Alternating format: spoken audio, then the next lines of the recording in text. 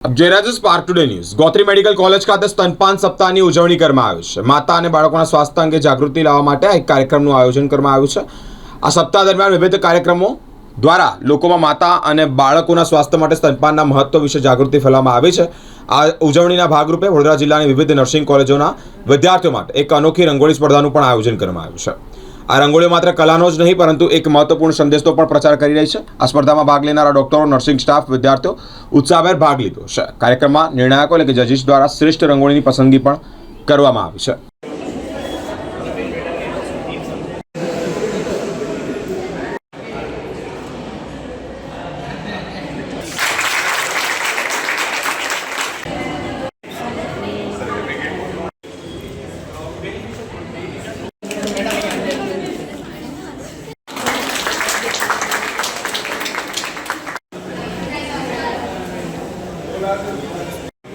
So there is a decrease in the marks because of the not giving.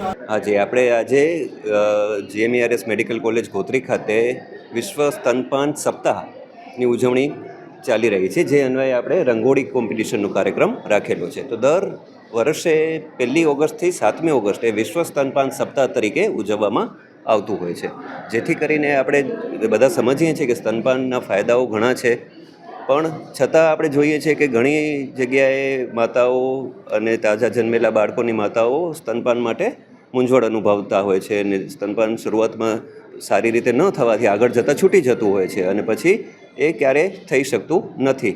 તો એ બાળકને સ્તનપાનના ફાયદાઓ મળતા નથી અને આગળ જતાં બીજા પ્રોબ્લેમ થતા હોય છે। એવું ન થાય ને માતા અને બાળક બંનેને પરિવારને સ્તનપાન કરાવી શકે એના માટે અમે ડૉક્ટરો, નર્સિંગ સ્ટાફો અને આખી સ્વાસ્થ્યની ટીમ કઈ રીતે મદદરૂપ થઈ શકીએ એના માટે આ સપ્તાહની ઉજવણી દર વર્ષે થતી હોય છે। તો જી, તો અમારા ડીન મેડમ અને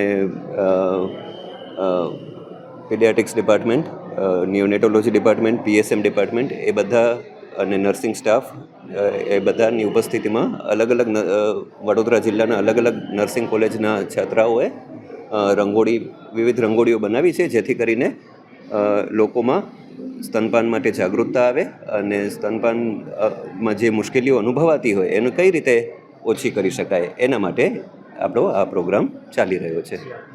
ડૉક્ટર જીગર ઠક્કર।